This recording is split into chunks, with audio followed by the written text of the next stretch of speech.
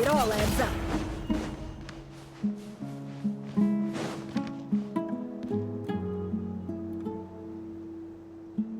That's our well, and you know it. You stole from us. Well, you've gone from chief to thief, and now you have to face the consequences.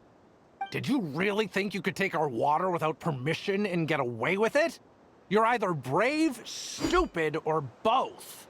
And that special ambassador act? Yeah, nice try. We spoke to the academia. They said it was all news to them. You're a liar and a cheat!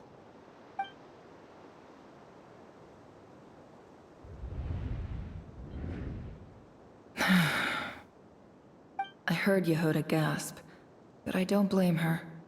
Most people are terrified by the sight of blood. Corpses strewn across the ground.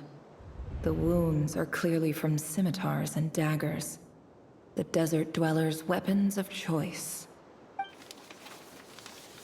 There's a handwritten note on the ground. Let's see what it says. Halil, this is Sinuhe, chief of the Shimti tribe. Surely you remember me. I was the one who helped you and your colleagues avoid the quicksand in the desert. This is my second time writing to you. I assume my last letter must have gotten lost in the mail, as I didn't receive a reply. I hope this one makes it to you safely. I'm writing to you because I need some help. That sandstorm the other day completely blocked up our well, forcing me to look for another water source in Iab and Unut territory. It was a matter of survival. Praise the gods. The well of the Iab tribe was intact. It was my last resort. I drew what water I could and left, but not without being spotted. I fear they will retaliate. You told me to write to you if I ever needed help. You said you'd be my ally in the academia. I urgently need you to formally recognize my title of Special Ambassador and send some of your people to assist me for a few days. It's the only way I can convince them that this was the Academia's decision and prevent them from retaliating. This is an emergency. Please send help as soon as Looks like this letter never got sent. The writer died a grisly death, and the letter was trampled into the ground. It's badly defaced. Some parts are barely legible. What a ridiculous lie the surviving Shimti tell.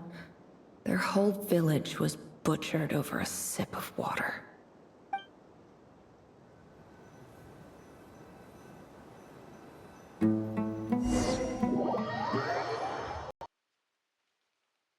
Ah, officer. Welcome. Welcome to our humble village. I thought you would at least have the courtesy to provide some respectable libation. This is the finest wine Aru village has to offer. I promise.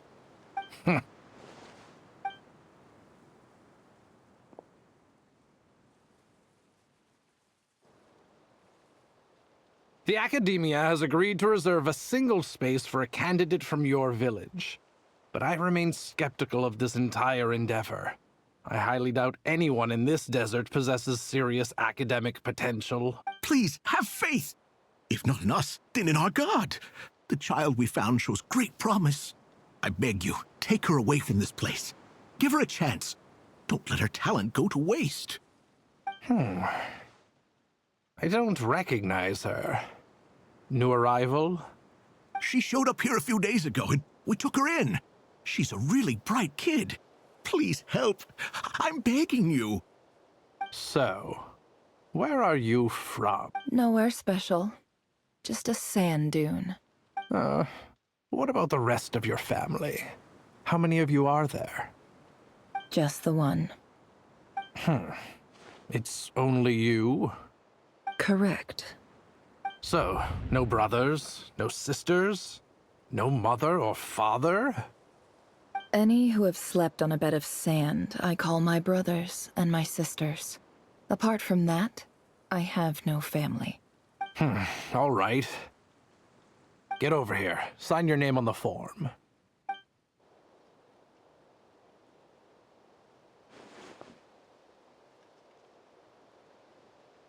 Never? You're rather fair-skinned for a desert dweller.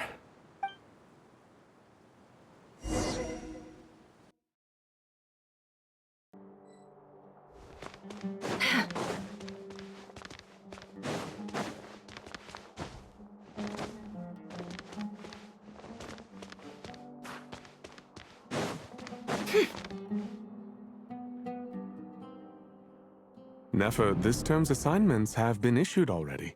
Please read through the materials thoroughly, conduct your own additional research, and then write an essay on the topic. Yes, Professor, I'm aware. I just had a couple more questions I wanted to get your perspective on. Oh? Please ask away. Well, I saw the other students' problem sheets, and I couldn't help but notice that my assignment is much easier than theirs. Do you really think I'm a weak student? A weak student? Goodness, no. Quite the opposite. You have a sharp mind. Almost too sharp. I think what you're saying is, a weak student wouldn't have noticed the discrepancy. And if they did, they certainly wouldn't complain about the lighter workload. You see, sharp as they come. You see things the way they are. And I'm sure you know why they're like that. Because of where I come from. Because I'm different. I'm sorry, Nefer. I don't like it any more than you do. It's just... Anyway, you said you had a couple of questions. What's the other one? I wanted to check. If someone sent me a letter to the academia, where do I go to collect it? Ah, your family wrote to you. Well, as long as they put your name on the envelope, someone should hand it right to you. Not exactly. It's not even a recent letter. I was just curious where the mail would end up if no one collects it. The House of Dana, I expect. I know there's a box for unclaimed mail somewhere in there, probably sitting on a shelf. Whatever you're looking for, that'd be the place to start. Okay, got it. Thank you, Professor. Oh, don't mention it. Honestly, I feel like I failed you. I'm supposed to be your teacher, but I haven't taught you anything. Hey, don't say that.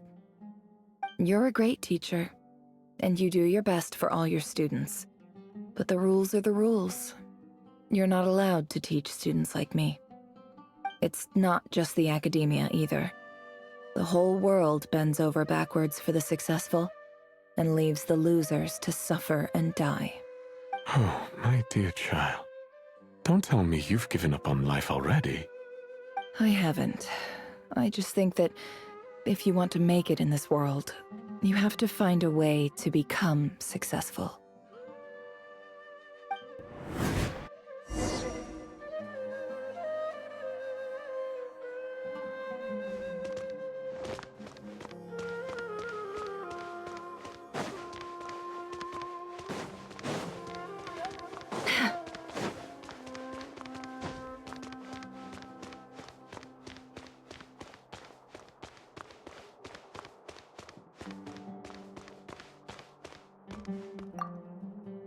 This must be it.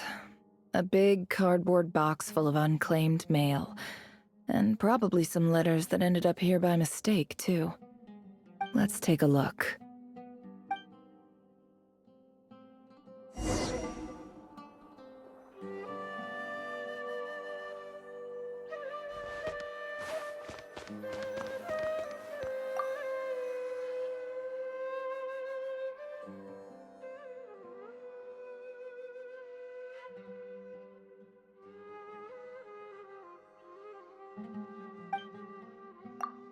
A dilapidation survey from Port Ormos.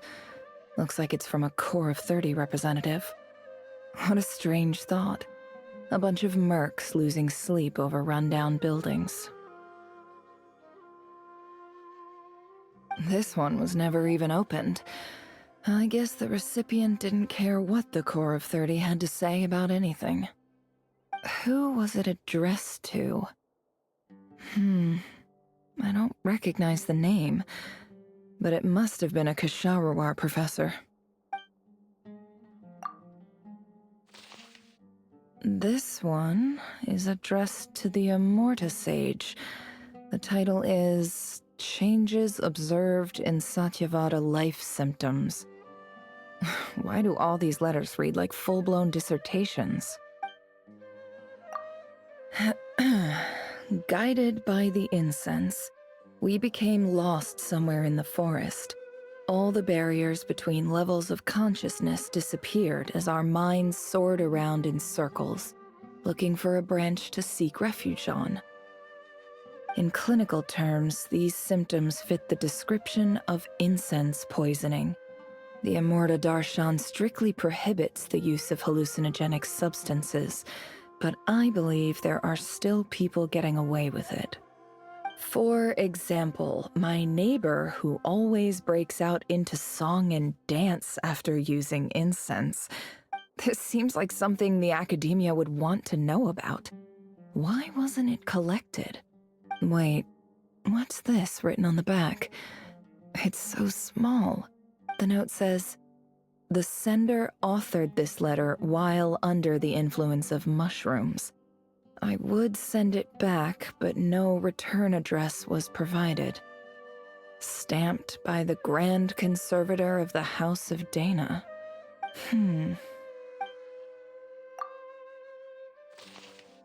This next one is addressed to Grand Sage Azar. A few words of protest regarding recent changes in Sumeru's educational policy. In recent years, the academia has taken on a small number of students from the desert region, as per the policy to this effect. However, it appears to me that these students have not, in fact, been provided with educational opportunities that are, in any meaningful sense, equal to those enjoyed by their peers, as well as receiving dumbed-down assignments and perfunctory tutoring. They do not even have full access to the Akasha system. Education is the fundamental purpose of this institution, which should go without saying in a nation whose founding virtues are knowledge and wisdom. I ask you, is the lip service we pay to the policy of education for desert students truly the standard of pedagogy to which the academia aspires? As Grand Sage, policy decisions are your prerogative, but do not forget your roots. You and I were once students too, as was everyone else in this institution. I do hope you will give some serious attention to this matter. I encourage you to discuss issues like this with myself and others, and listen to some alternative opinions. Great letter. Shame it didn't get to where it needed to go. And the sender is... Huh? Sage Cyrus of Spontamod. I didn't realize anyone else even knew how bad students like me have it in this place. So this is where letters from the Sage of Spontamod end up? Nice one, Grand Sage. Really enlightened leadership. Whatever. This isn't what I came here for. Moving on. I'm not exactly holding out hope that a letter sent from the desert would even make it here. But if it did, where else would it end up if not in this box? I can't believe how much discarded mail there is. Must have been years since someone last went through it all. And this is just one box. The whole House of Dana is boxes on shelves. I don't believe for 1 second that any human being has sat down and read through all the documents in this place. Who has that much free time on their hands? Wait, could this be it?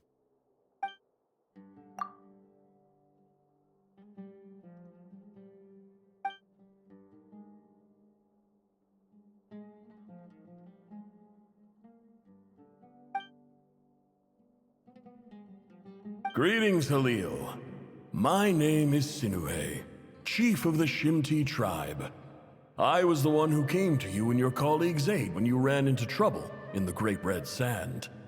I don't know how well you remember it now, but I brought you to safety and gave you some water and other supplies.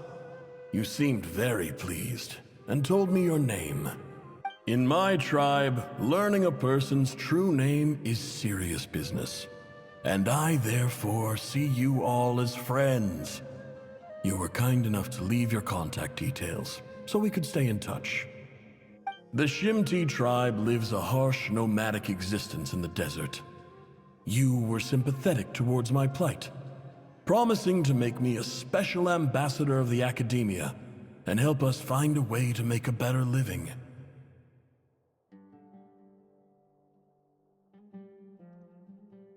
This brings me to my reason for writing. Our tribe has fallen on particularly hard times, and I would like to ask for your assistance. There was a terrible sandstorm a few days ago, which blocked up the well in our land. To ensure my people's survival, I had no choice but to venture into Iyab and Unut territory in search of an alternate water source. The Iyab and Unut are descended from the Thamudians, while we trace our ancestry to Tulatala. We worship the Lord of Flowers and have had relatively good relations with our fellow tribes up until now. I found a well belonging to the Iyab tribe. They declined to help us, but I really had no other option. So I took some water to keep me and my tribe alive. My actions are certain to incur their wrath. When we met, you assured me that you would be my ally in the Academia. I would like to take you up on that offer, because I really need your help. I wonder if you could send an Academia representative to meet with me. That aside, the last time you were here, you mentioned that the Academia had started accepting students from the desert, and I told you a little about my daughter, Nefer. We have next to no resources here in the desert, and my power and influence are limited. Would you consider enrolling my daughter at the Academia? She is a smart girl. I know she won't disappoint you. From the outset, the Academia never took you seriously. Those things they promised were just empty words. I doubt they even remember the name Sinuhe. And you were so emphatic that your luck had finally changed for the better. You swore you'd lead us to a better place one day. You spoke with such conviction, like you were the most powerful chief in the whole desert. You liar. You lied about everything. You promised the world and delivered on none of it. And who fell for it? Just me, by the looks of it. Despite your best efforts. Which makes you a pathetic liar. You weren't even any good at it. I think I'll take over from here. Let me show you how it's done.